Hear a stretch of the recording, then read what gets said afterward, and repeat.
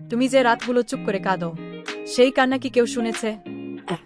সকালে হাসো, কাজ করো, সংসার সামলাও, কিন্তু রাতে যখন চারপাশ শান্ত হয়ে যায়, তখন মনে হয় এই ভারী বুকের কথা বলব কাকে?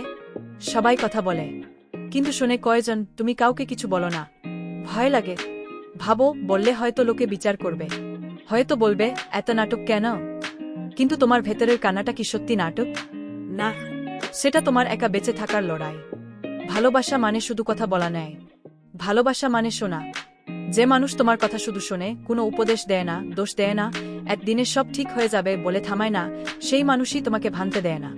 সে শুধু পাশে বসে বলে, হ্যাঁ এটা কষ্টের, তুমি ভুল নও, তুমি একা নও। তোমার নীরবতা দুর্বলতা নেয়। তুমি যে এতদিন সব চুপ করে সহ্য করেছ, সেটাই তোমার অদৃশ্য শক্তি। কারণ তুমি এখনো আশা রাখো, এখনো বিশ্বাস করো যে কেউ একদিন তোমাকে বুঝবে। আজ রাতে আয়নার সামনে দাঁড়িয়ে একবার নিজেকে বলো, আমি আসলে কি চাই? কমেন্টে লেখো শুধু একটা শব্দ, আমি শুনছি। আর যদি মনে হয় এই ভিডিওটা তোমার মতো আরও একজনের কাজে আসতে পারে, তবে শেয়ার করে দাও। নীরব মানুষেরা একে অপরের কান্না চিনতে পারে।